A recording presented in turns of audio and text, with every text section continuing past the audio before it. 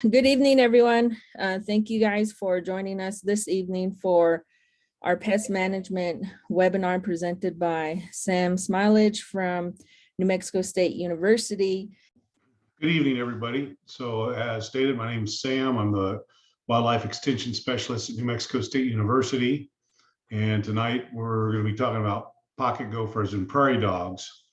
Now, I use the word appreciating pocket gophers and prairie dogs, but not from the perspective of happy thoughts, but from the perspective of appreciation in recognizing their importance and their potential impact. And hopefully, after tonight, you'll have learned a little something. Hopefully, I'll give you some food for thought, and you'll be able to judge, your circumstances regarding these species with a heightened understanding. So I'm not going to spend a lot of time on some of these slides. This is one of them, but this is being recorded, and so wanted to just put it up here. This will be something that you could go back and reference. And if you needed information on either on wildlife damage management or rodenticide information, these are some really great websites for information.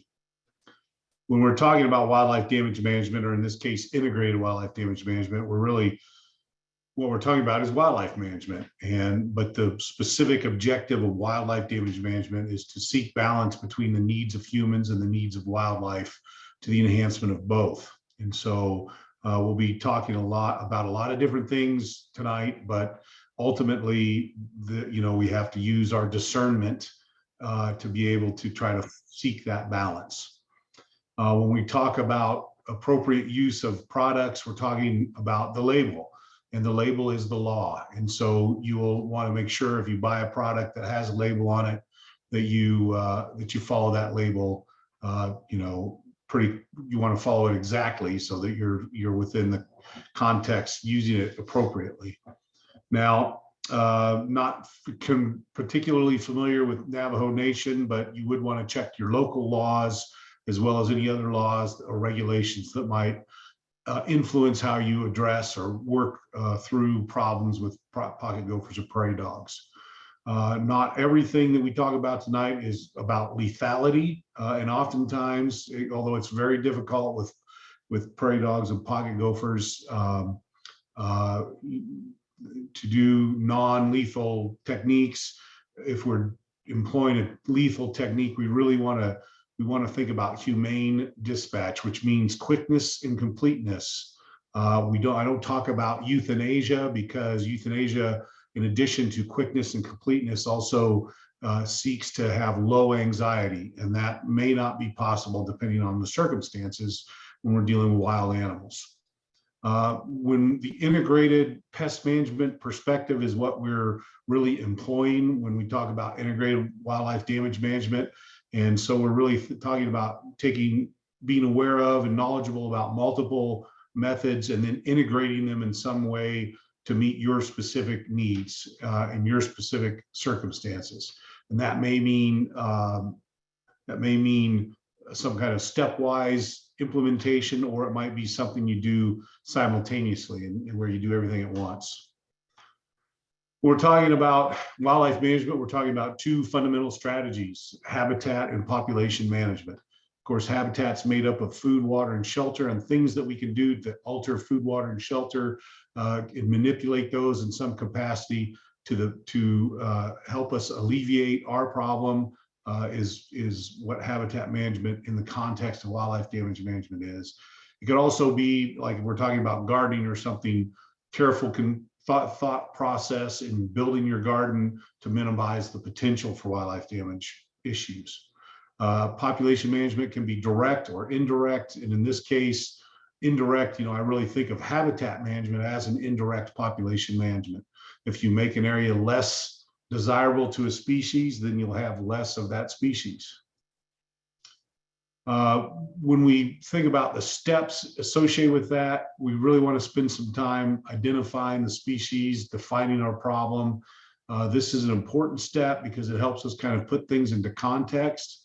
And so, I tell people, if you can solve your wildlife damage management problem by sitting on your porch and drinking your favorite beverage and saying, you know what, pocket gophers aren't all that bad after all. That's really a great approach, and it's probably the most cost-effective approach. Now, in an agricultural setting, we may need to do some kind of cost-benefit analysis to see if we've reached some kind of threshold where the damage has reached the point where it's worth the expense. But that's something that you have to kind of struggle with yourself in your particular circumstance.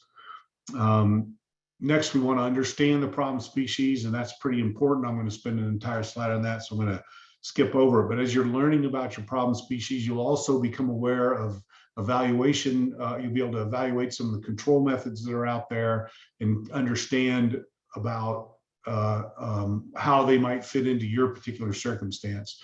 Then you would pick one or two or maybe three of those methods and apply those multiple methods in an integrated manner to achieve your objective. That's something that you're thinking about in this first step, which is what is the problem and what do I need to do to solve my problem?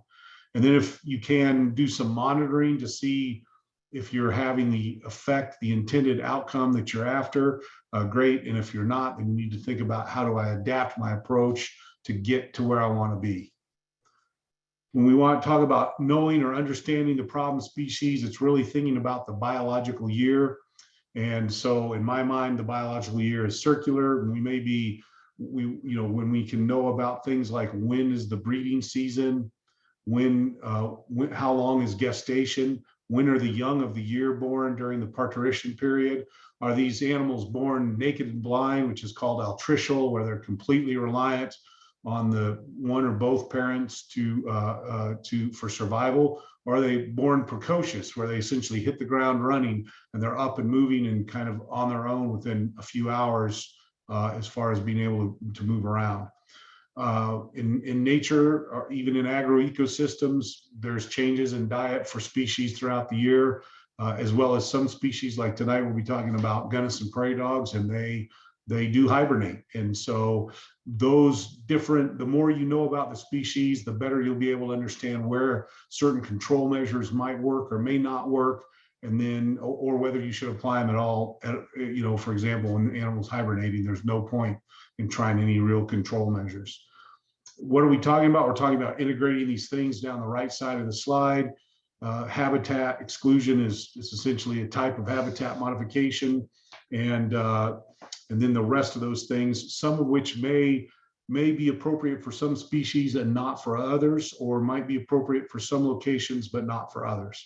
And so that's something that you may want to consider. Those are things that you'll consider. And so you're basically bringing together the methods and the biology, but you also want to be thinking at the same time about any kind of legal requirements as well. So pocket gophers, we're going to talk about first. These species are well adapted for their fossorial lifestyle. They live underground. You don't need big eyes and big ears if you live in a tunnel. However, having really highly developed whiskers on your face is very useful. Also, you have a semi-naked tail with some hairs on it that's used similar to the backup camera on your car. And you have these animals have strong, big shoulders, strong, thick forearms with long claws that are very well adapted for digging. You'll notice on this picture that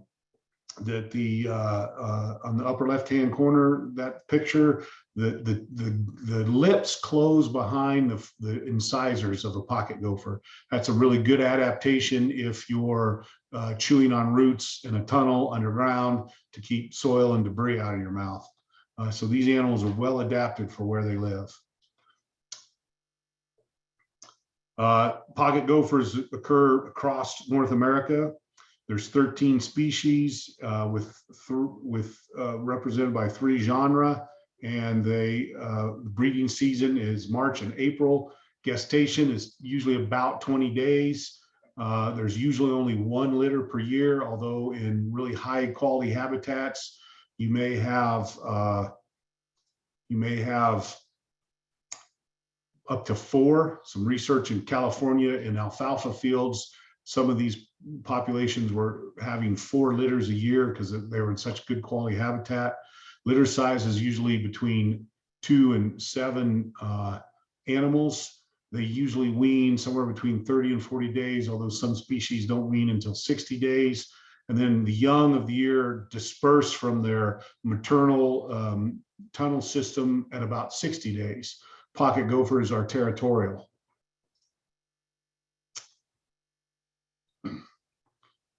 Pocket gopher systems are closed burrow systems. So if you see an open hole, it's probably not a pocket gopher. These things typically, the soil will be plugged. There are occasions if there's a tunnel system abandoned that the tunnel might be open in some location. There's usually one main tunnel. Most of these tunnels are going to be within the top 10 or 12 inches of the soil profile. Although there might be a deep running drainage and or deep running tunnel to some kind of a nest. There's multiple lateral tunnels that branch off of the main tunnel, and they're used for a variety of purposes. They're typically about 1.5 feet, no more than about 1.5 feet before they terminate away from the main tunnel, and they terminate with a mound. The rate of mound building, the rule of thumb is somewhere between 1 to 3 mounds per day, up to about 70 per month during the height of the growing season. So that's going to be late July into August is when you're going to see the maximum rate of mound building. I do want to point out on this picture next to A, you see the lateral tunnels with the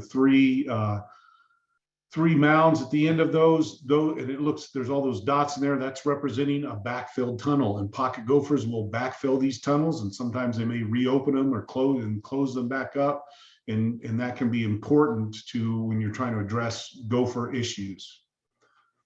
Benefits, there's many benefits to gophers in an ecosystem services context.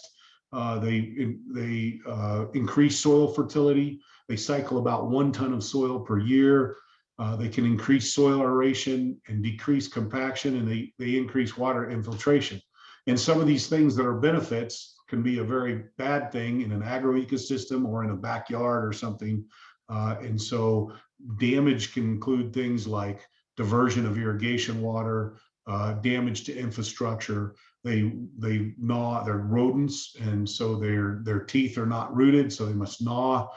Innately, they just gnaw on things to keep their teeth worn down, and they will gnaw on water lines.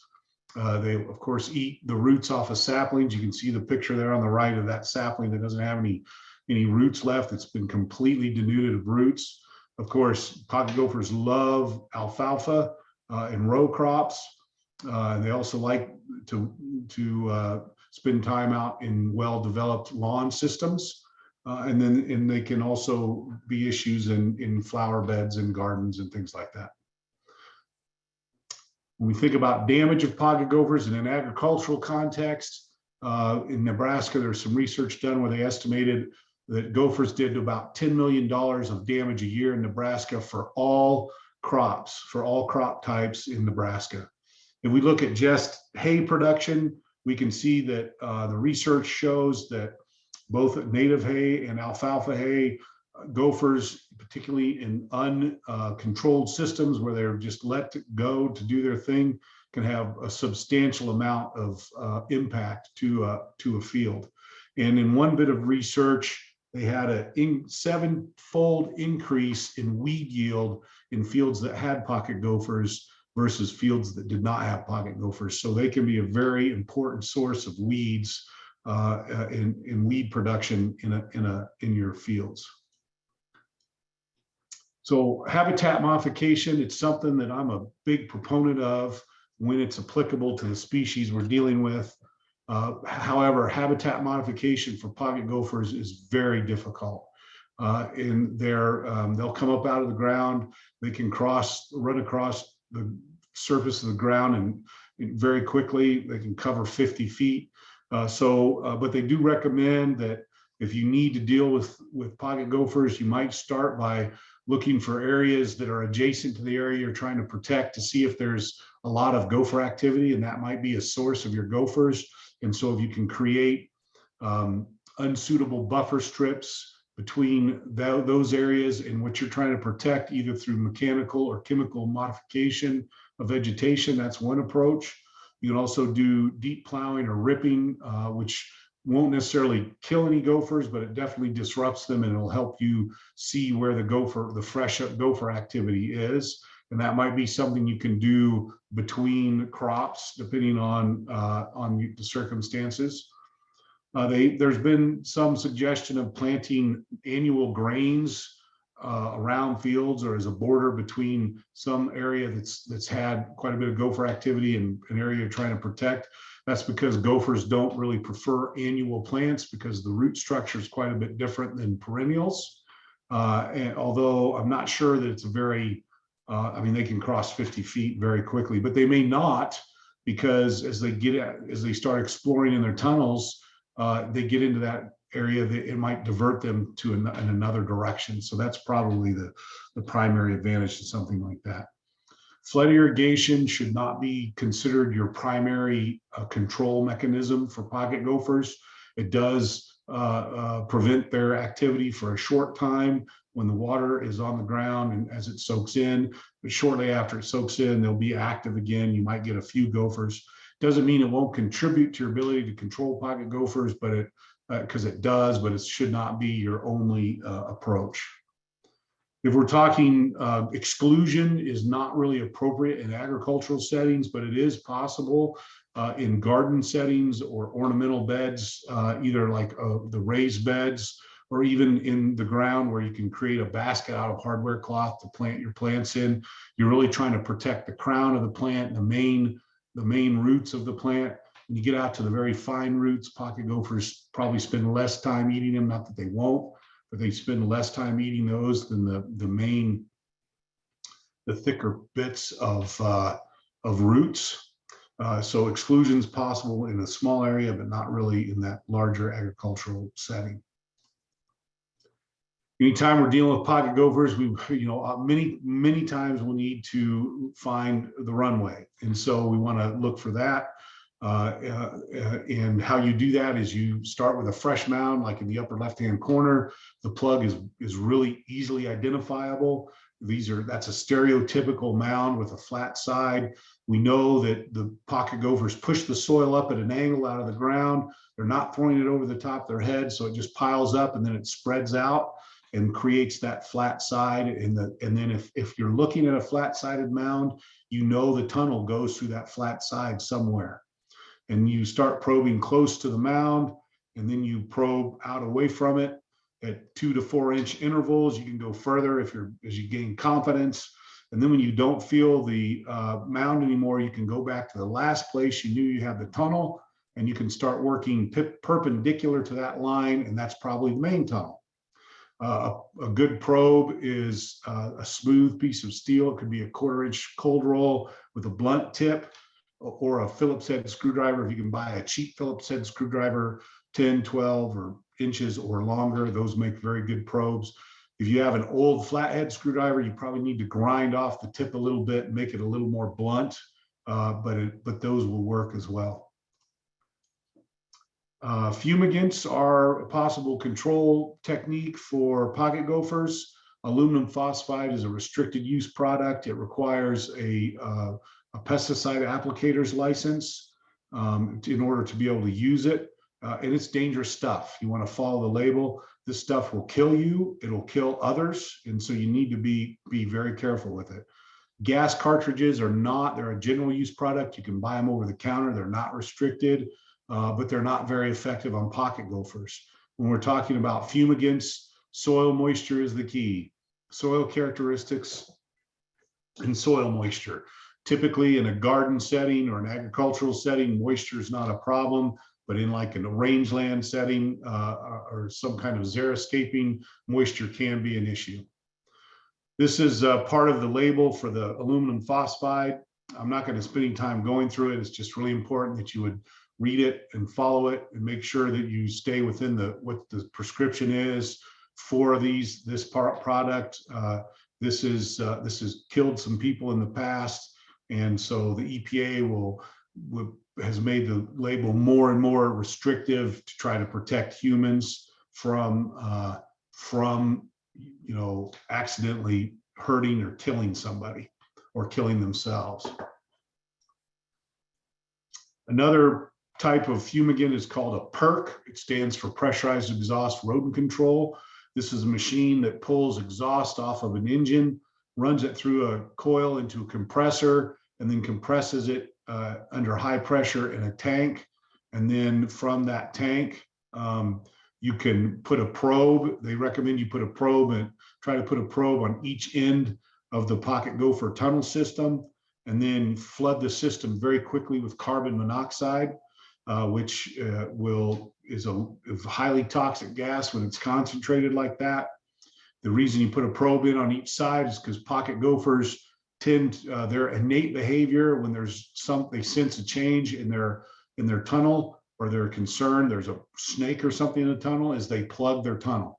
They just put a plug in the middle of the tunnel and move off. And so if you put a probe in on each side, that reduces the chances that they'll be able to plug it on both sides before they succumb to the carbon monoxide. And carbon monoxide poisoning is a very humane approach. These things, however, are very expensive. This particular model is the 4-hose model. They start at about $10,000. They might be coming down a little bit, and you can get them in a variety of configurations. The propane exploder uses a mixture of propane and oxygen, and then it's ignited in the tunnel system, which detonates, creating a shock wave and concussive force that's intended to kill the pocket gopher. It may also collapse them. The efficacy on these things is not very high, and they can throw a lot of debris. They can disrupt underground gas lines or water lines, and they can throw rocks through the windows, etc. So you want to be careful using these things if you have one. Toxic baits are something that we can use with pocket gophers. Obviously, anytime we use toxic baits, we are very concerned about non-targets and not harming non-target species, or even maybe the same species, but not the animals that we're targeting in our garden or in the field.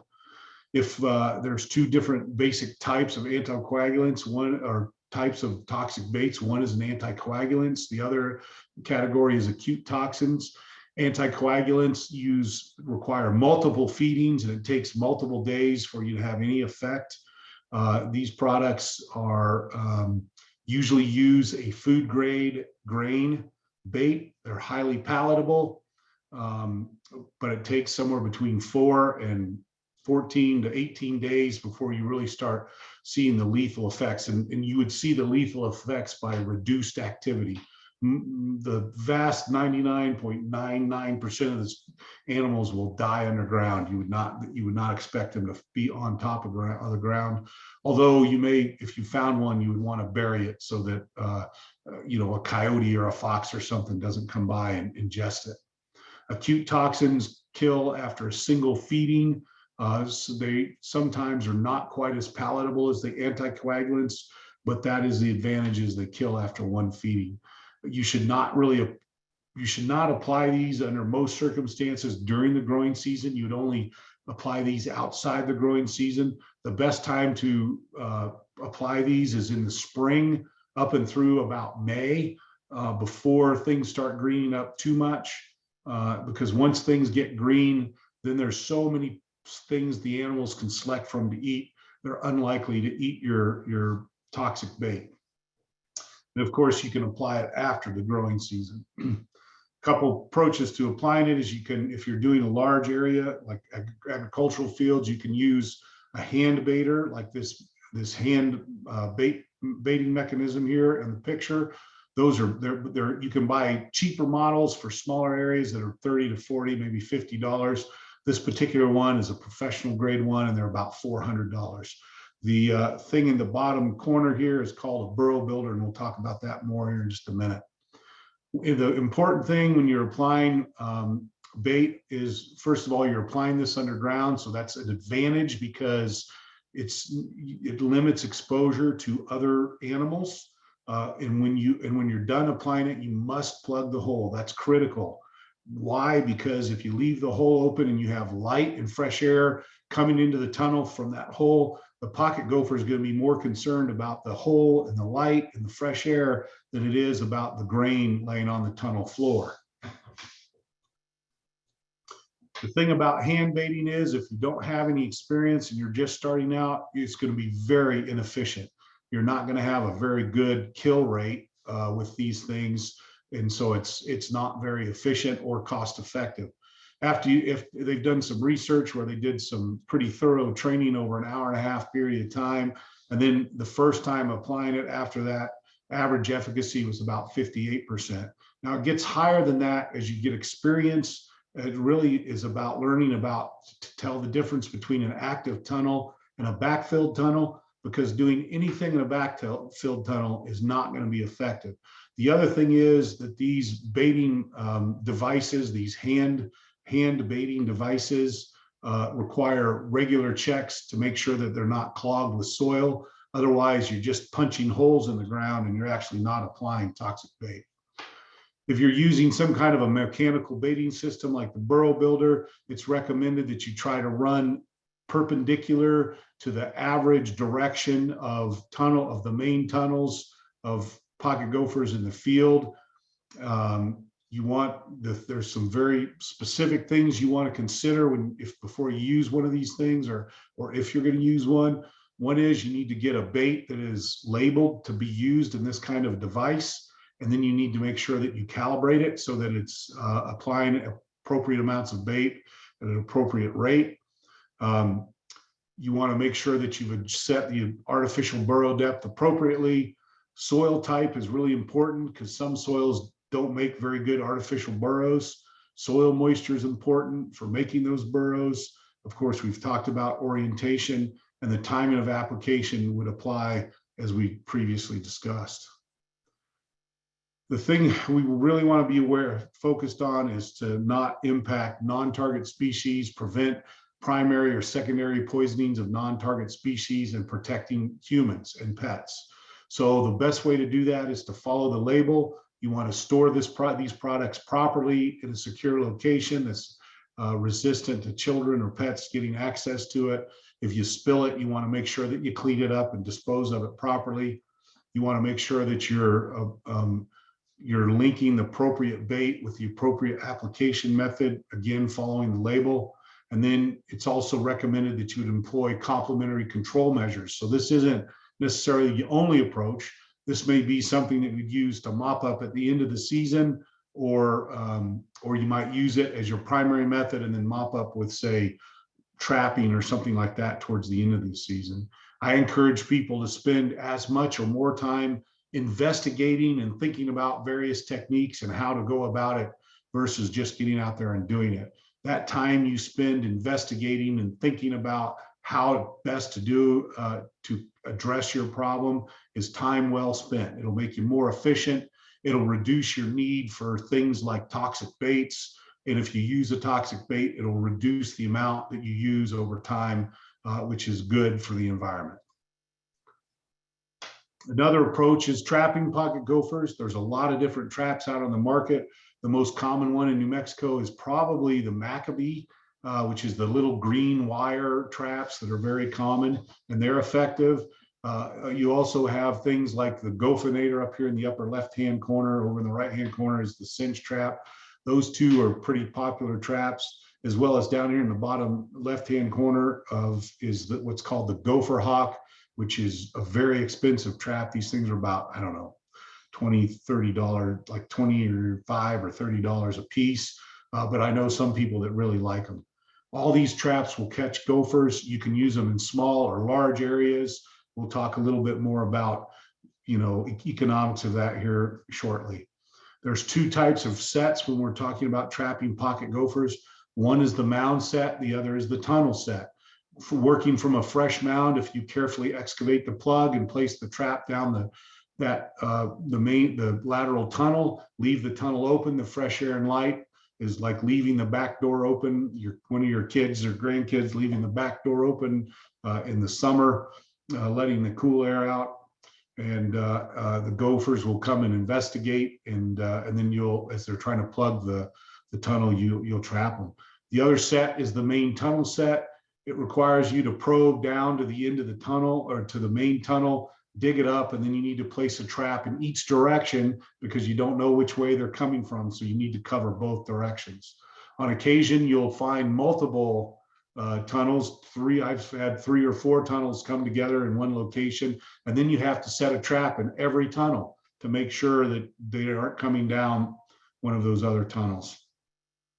The secret to trapping pocket gophers effectively is to make sure that the tunnel is no wider than the jaws of the trap when the trap is set. You want to make sure that the trap is placed all the way in the tunnel, and then you want to push down in an even pressure to keep the trap parallel with the center line of the tunnel or the bottom of the tunnel floor. You don't want to push as hard as you can. You just want to push hard enough to feel that the trap firms up and seats a little bit in the soil in the bottom of the tunnel. As you can see here in the bottom right-hand corner of this picture, that trap is not far enough in. It needs to go in a little bit further. It doesn't have to be more than 1/4 or 1/2 inch past those red dash lines to be effective, but you really do need to make sure they're in far enough. Using something like a narrow trowel or a soil knife, like in the picture here, is a great tool. It's one of the best tools you can have for trapping pocket gophers. That, a shovel and a probe and some traps is all you need. You'll notice these traps are all tethered, and you want to make sure that you tether every trap you use so that you don't lose the trap. So let's talk about talking about trapping and doing some comparisons. Covered sets did catch more pocket gophers in late spring and early summer, but there's no difference the rest of the year. However, the time it takes to cover the sets, there wasn't enough difference in the captures to make it worthwhile doing it, except in specific circumstances we'll talk about here in just a second. In an agricultural setting, you should never spend time covering the sets. It's more important that you set more traps in an agricultural setting and don't worry about trying to cover them. Baits don't appear to be very effective or increase your capture rate or the number of pocket gophers caught. And in sets without attractants of some kind, they actually caught more pocket gophers in uncovered sets than in covered sets. Now, if you're going to cover the set, it might be a good idea to use some kind of an attractant. Peanut butter in covered sets tended to yield heavier pocket gophers. This could, heavier pocket gophers, those bigger pocket gophers are the pocket gophers that are reproducers. And so you might use that to like mop up or to target breeders in certain circumstances. Efficacy of trapping is very high. It's at 92%. That does not mean that you should expect to catch 9 pocket gophers for every 10 sets you make. What that means is if you go out and set traps and you do that for a few days, and then you might pull them or something, and then you reset them a week later, and you do that a couple of times, you're going to remove about 90% of the population. Aluminum phosphide efficacy is 84% or better.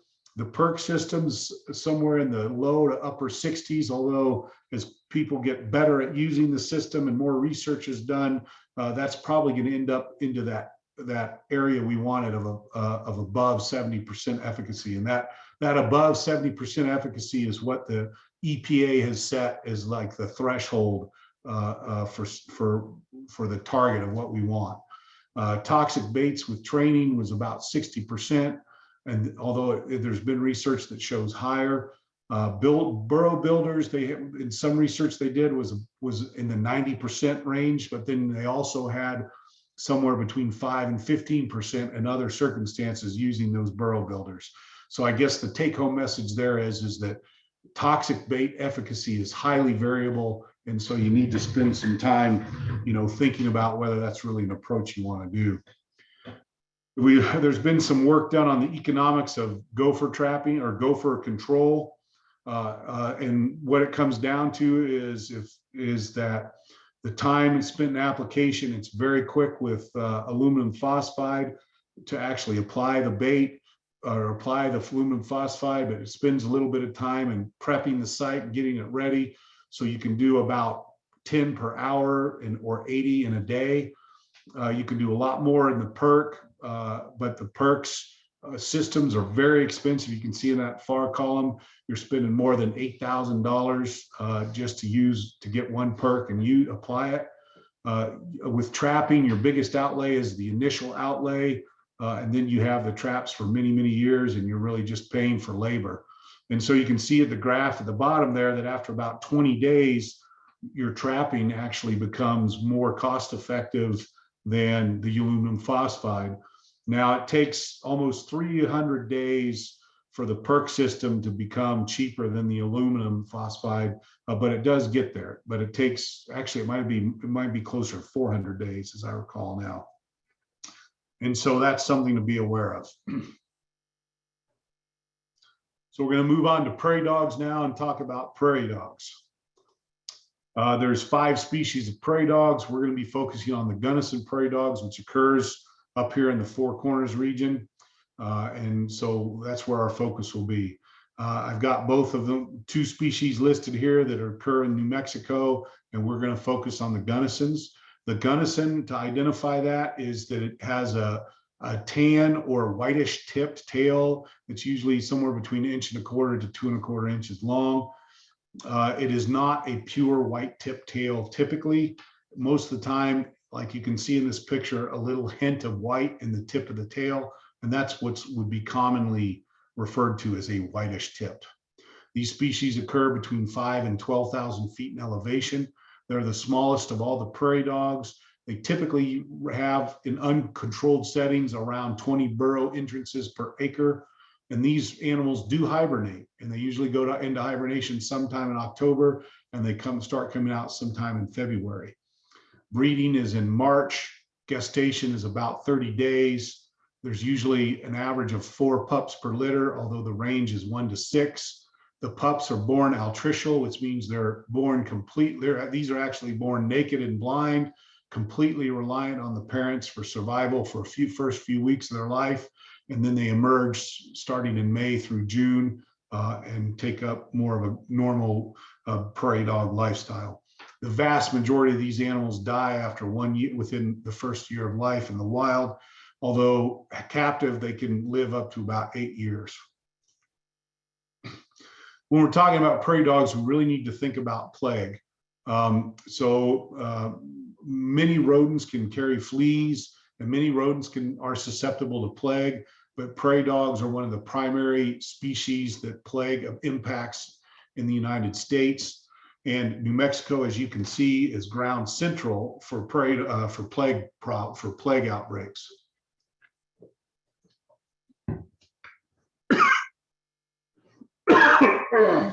Excuse me.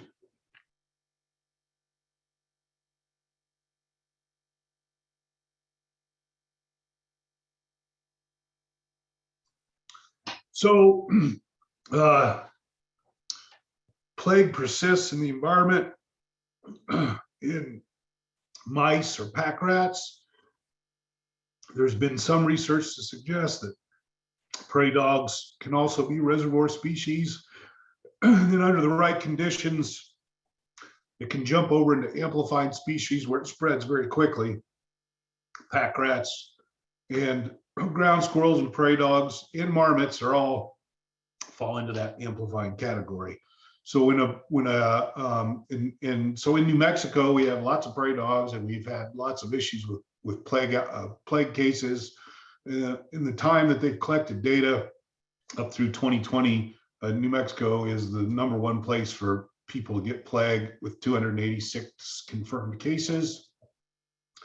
There are 3 different expressions of plague: bubonic, septicemic, and pneumonic plague. We'll talk more about those in just a minute. It's really important. Early detection and application of antibiotics is very important, because even in modern times, mortality is still 16%. So you still have a 16% chance of death with the plague, particularly if you don't catch it early on. Now, historically, back in the dark ages, when it ran across the massive parts of Europe and would kill 40 and 50% of the population in Europe, the mortality rates would get up close to 90% in some areas. So 16% is not nearly as bad as what it was back in the dark ages. Now I'm going to focus our attention on the left side of this slide. The symptoms of bubonic plague are sudden high fever, headache and chills, body aches, and importantly, swollen and painful lymph nodes, also known as buboes. And they typically in the groin or the armpits or in the neck is where you'll have this pain. And if you have something like that, you probably need to seek medical attention and be checked for plague. And then plague can progress to a septicemic stage.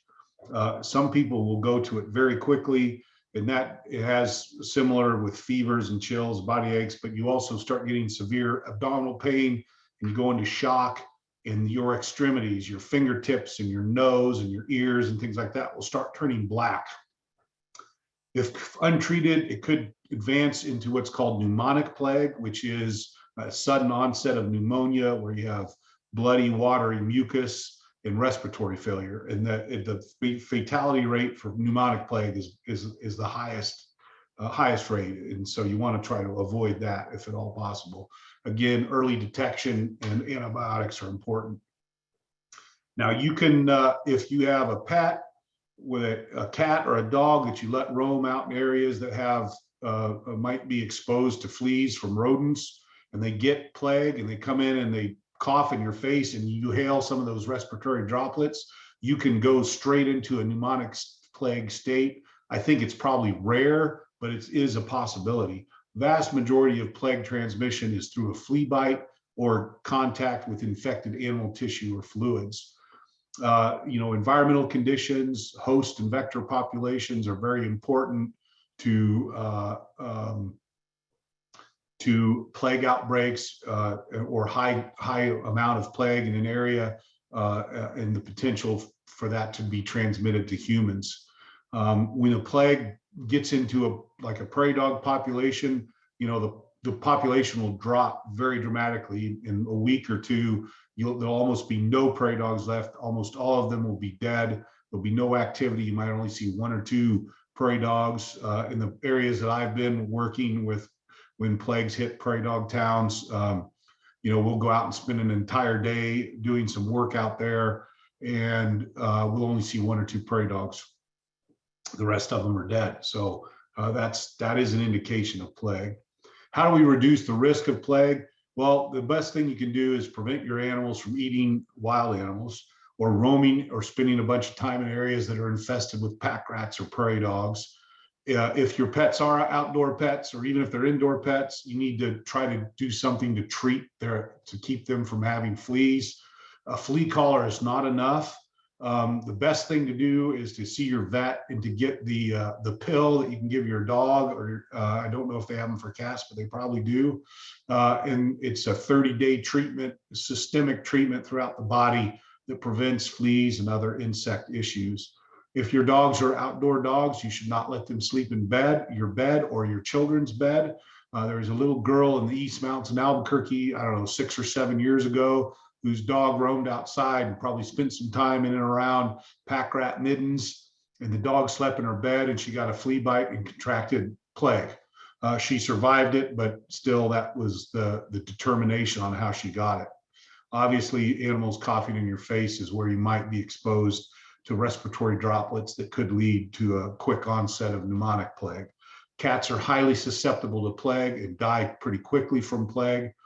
Dogs are resistant to plague. They can get it, but they're less likely to die. If you're out working in areas where you're handling wild animals, dead animals, or live, or areas that are rodent infested, wearing personal protective equipment is important. Long sleeve shirt, gloves, socks. You could treat your clothing with permethrin. You don't treat the clothing with permethrin when it's on your body. You hang it up outside and spray it on and then let it dry. And you might treat your skin on your wrists and top of your boots or socks or whatever, and around your neck or something with some kind of repellent to protect yourself from fleas getting on your body. Non-lethal methods for prairie dogs are really pretty desirable by many people. but there's some real obstacles to being able to do that. Primarily catching enough prairie dogs to have an impact, and you have to have a place to take them. And that's the problem. And if you hire a company to come in and do it for you, you're going to spend upwards of $300 per animal to do that. And so similarly, you can use sudsing, which is basically introducing a mixture of soap and water into the burrow system, which flushes the prairie dogs out.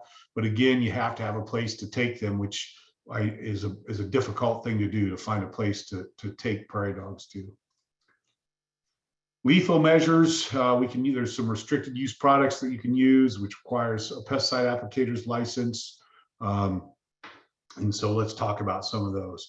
When we're talking about using some kind of pesticide, you want to get a pesticide use bulletin. You can do a search online, Google pesticide use bulletin. It'll pull up the EPA's webpage, and you'll be able to see, and then you plug in the product you're going to use and where you're going to use it, and it'll tell you if there's any restrictions to the use of that product, or if there's other activities you need to do. Like it may say, hey, you can use that product, but you have to conduct a wildlife survey prior to using that product. So this is a good way to make sure that you're staying within the legal limits of application of certain products. So toxic baits apply to prairie dogs. However, when we're talking about Gunnison prairie dogs, anticoagulants are off the table. There are no anticoagulant baits that are labeled for Gunnison's prairie dogs. They're only labeled for blacktails. Therefore, it's illegal to use it with Gunnison's. Your only option is zinc phosphide. It requires pre-baiting with a untreated bait, and then you apply after a prescribed amount of time. I can't remember, 3 to 10 days or something like that. You need to go out and check to see what piles of bait are being eaten and what piles are not. And then you would only apply the toxic bait to those piles that are being eaten. In this case, they are applied above ground. And so, you want to, while you're doing the pre-baiting, you want to keep an eye out for non-target species, neotropical migrant birds, other wild animals in the area that might be taking the bait and might affect your ability to be able to actually apply the toxicant.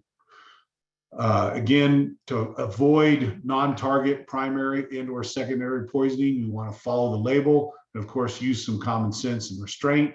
The anticoagulants are not available for Gunnison's, but the zinc phosphides are. They represent low risk to birds and to mammals in secondary poisoning circumstances. And that's where a bird or a mammal might come along and eat an animal that was killed with zinc phosphide, is very low risk. However, zinc phosphide is very deadly.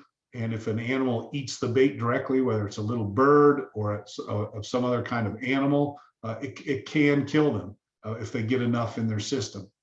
So please be aware of that. Gas cartridges are effective against prairie dogs, and you can buy those over the counter. Again, they are labeled. You want to follow the label so that you're using them in a safe manner and in a safe location. You want to be careful because you can start brush fires. You can burn your shed or your house down if you use these things inappropriately. So they're something that you need to be careful with. Aluminum phosphide is effective as well, although it can be expensive. And that's why many times these fumigants are not considered a primary technique for large areas because of the expense. If you're going to use fumigants, you need to develop a fumigation management plan. You can find these things online that you basically just fill them out to meet the obligation of a fumigant management plan. And it just makes sure that you're considering all the pertinent things you should be considering before applying a fumigant. You need to get your look at your bulletin, make sure there's no additional things you need to do to be able to do it, to apply a certain type of fumigant, and you may need to do some kind of a survey depending on what you're doing. And then some common sense things. Look at the size of the hole. If it's much larger or an odd shape from what the average prairie dog hole is in your area, don't apply. Would not be a place that you might apply. If there are vegetation growing in the hole, if there's weeds and things that have blown into the hole and it looks like it's been undisturbed for a long period of time, then you would not apply a product to those types of holes. Also, in the bottom left-hand corner here, you have an active burrow, but you see these little white flecks. Well, those are actually bird droppings. And so this is probably a burrowing owl burrow. And so you would not want to apply there, just on the chance that it might be. So you want to be careful about that. Now, this is a demonstration of a gas cartridge. And I'll tell you, this middle picture of this person with no glove on and no long sleeve shirt is fixing to get hurt severely, because you have to stick your arm down and put that cartridge as deep down in the hole as you can. And then you would follow it with a wad of newspaper, kind of like you would with aluminum phosphide, and then put some dirt on top of that. The other thing you can do is use tar paper and cut out a square of tar paper, put the cartridge in the down in the tunnel, and then put in the tar paper and pile dirt on top of that. And then I would encourage you, when you're doing this, do not be thinking about rattlesnakes, because it makes it much harder for you to stick your hand down the hole if you're thinking about rattlesnakes. The key thing about fumigants is soil moisture. That's really important. I'm not going to spend any time on this because we've already looked at this slide before, but just remember, aluminum phosphide is really dangerous, and you want to follow the label and be very cautious if you use it. The Cheetah rodent control device is essentially a leaf blower that's been modified. They're very expensive, and I don't know much about them because I've never used them. The company claims a 75 to 80% efficacy. The research that I'm aware of does not get anywhere close to that. We've already talked about the secondary poisonings, so I want to get into efficacy.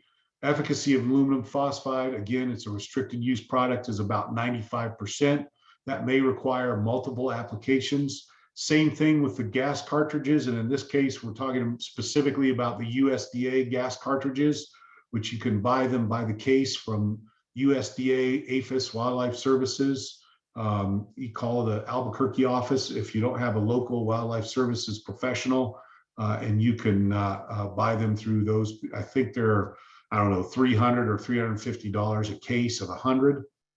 The perk system, and now this was research on ground squirrels, not prairie dogs, but on ground squirrels in California, and their efficacy got up in one of the research sites was 100% kill rate, which was incredible. So those things do have potential and could be useful in prairie dog towns. The cheetah, they tried the cheetah in that same research, and it had less than a 15% efficacy rate. The Burrow Blocker, there's no data on that. I just threw that in there, and it's not a fumigant anyway. The Burrow Blocker creates a slurry of sand and water that you pump down into the tunnels, and it essentially entombs the animals in their tunnels when the water flows through and leaves the sand behind. The most important thing to remember again about fumigants is soil characteristics and soil moisture are really important to their efficacy, as well as proper application. So let's talk about some other methods with prairie dogs. You can trap prairie dogs. It can be effective if there's low or moderate populations, but even in those circumstances, it requires a lot of patience and a lot of time to be able to set the traps and then try to get the prairie dogs to come into the trap. Shooting can be, if the circumstances are right, might be good for low to moderate populations. If it's a well-established population, you're probably not going to reduce it by more than about 2/3, and that's with the spending of a lot of time and money to shoot enough animals. The best time to do that is in March and May, because it disrupts breeding. It's hard to be horny if you're being shot at, I guess. And so you want to that would be the best time to do this. The advantages of shooting is that it's very selective and is really no threat to non-target wildlife, but it's not very practical or cost effective. Prairie dogs become gun shy very quickly, so you need to shoot either from a blind or some kind of camouflage position. Deploying propane cannons prior to shooting can help desensitize prairie dogs to the noise, or you can use suppressed firearms to shoot, which also reduces their wariness. There's obviously many legal considerations when we're talking about shooting prairie dogs. And with that, I am done. So I'm happy to take any questions. Okay, if you guys have any questions, go ahead and raise your hand and or use your chat box or unmute yourselves and ask your question. Okay, so while we're waiting, I do have a question regarding the Prairie Owls. You know, once the Prairie Dogs are gone, then here in comes the Prairie Owls. So, you know, before that happens, is there a way to prevent the Prairie Owls to come, or is it just a cycle? Yeah. So actually, burrowing owls will live in abandoned tunnel systems in active prairie dog towns. They're insectivores, so they eat insects, and so the real key to that when you're trying to apply or deal with prairie dog problems is to just be aware of the signs of a burrowing owl or prairie owl being taking up residence in an abandoned tunnel. And that is they defecate around the exterior part of as they're standing on the side of their burrow. And so there'll be bird droppings obviously around that hole. And that's a good indication that it's an active burrow for an owl. Another thing, if the circumstances are right, that I've heard they do, is that like in an area particularly where there's some horses, they'll actually kind of stack or arrange horse droppings around their burrow. So if you come up on a burrow that has some horse apples kind of laying around or positioned around the hole, that's also an indication of a burrowing owl. And you simply just don't treat that particular hole. Like if you're using a gas cartridge or something, you just don't treat the hole, and it won't harm them. And there might be a hole within 5 or 6 feet away or whatever that's an active prairie dog hole that you would treat. And of course, the other thing is just non-target issues in general, is if the hole is an unusual shape or an unusual size compared to the rest of the holes, then don't use those. Obviously, active prairie dog holes are pretty obvious. There's a lot of feet running in and out and droppings around, prairie dog droppings around it. If the hole is grown over or there's tumbleweeds or other weeds that have blown in and covering the hole and there's cobwebs in the hole and things like that, that's a pretty good indication that the hole is not active, and so you would not treat those kinds of holes regardless of method. Okay, great. And then another question, getting these licenses, does the university provide any type of training to obtain the licenses, or is it from, the Department of Agriculture? Yeah, so NMSU does provide pesticide applicator training. I don't know the specifics of that, Jesse, but I know recently federal laws were changed. So it used to be that sovereign nations did not have to have pesticide applicators licenses.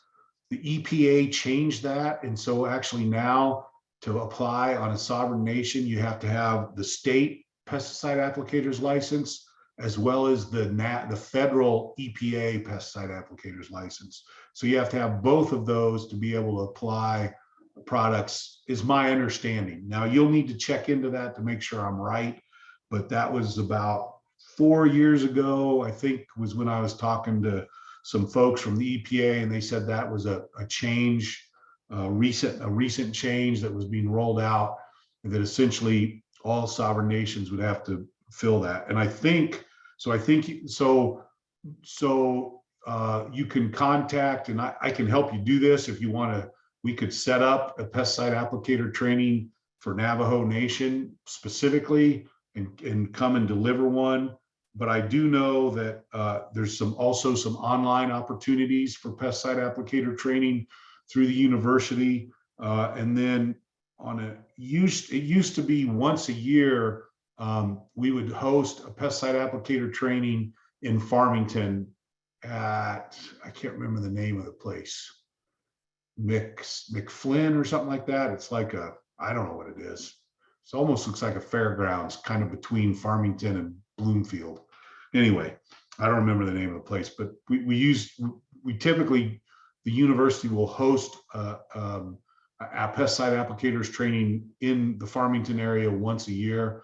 And if you want, I can get you the contact information for Philip Lujan. He's the guy that heads up the program. He's also the person you'd contact to get information on accessing the online training. And then it's basically an all-day training and a test. And then at the end of that, you get issued a New Mexico Department of Agricultural. The test results go to NMDA, and then NMDA sends you your license. And then the EPA license, I believe, is all online, although I don't know the specifics of how to acquire that. And so, but folks from NMDA could help with that, or I know some people at EPA I could call if you're interested, and we could try to figure that out. You'd also, have to make sure you work through the appropriate channels at Navajo Nation as well, because there may be some folks there that I don't know if there's an outfit within the Navajo Nation that would deal with those kinds of things, but there may be, so I don't know. You probably know more about that than I do. Right. Okay. Well, we certainly would like to provide a in-person management, pest management program, and we'll explore go through the channels on what's needed on Navajo. So we'll definitely be in touch on that. So if you want, Jesse, what I can do is I can send an email to Philip Lujan, CC you on it as a point of introduction. Sure. Okay, that'll work. Okay. I know we're getting we're past our time, and so let's go ahead and wrap everything up. And thank you again, Sam, for your presentation and setting some time aside this evening. Thank you again. And if we get some questions, I'll send them to you. Absolutely, please do. And at any time too, right? Like my job is anytime there's an issue. So if folks run into an issue, whether it's backyard, garden, agricultural field, feel free to reach out to me and call me, and I'll try to help you as best I can. If I need to, I'll come up and we can go out together and look around and try to figure out what's going on and try to come up with a plan to address the issue. So. Okay, great. Thank you. Awesome. Okay, so join us this coming Thursday. We will have Diné College present their wool program. Ms. Benita Litzen and then also Kadrell Russell will be providing that program this Thursday. It was scheduled for last week, but they had some technical difficulties, but it's going to go on this Thursday. Join us. Our Zoom link is there, and then also our meeting ID. And then also, check out our website, nsaproject.nmsu.edu. We do have upcoming events on there, so it's posted up there what's going to be going on this month and next month and so forth. You got any questions, go ahead and email our project, nsaproject@nmsu.edu. Also on our website, we do have presentations of past webinars posted on there, and then we will have Sam's presentation posted up there later on this evening. And then again, our Facebook page, everything is on there, our upcoming events, and then our YouTube channel.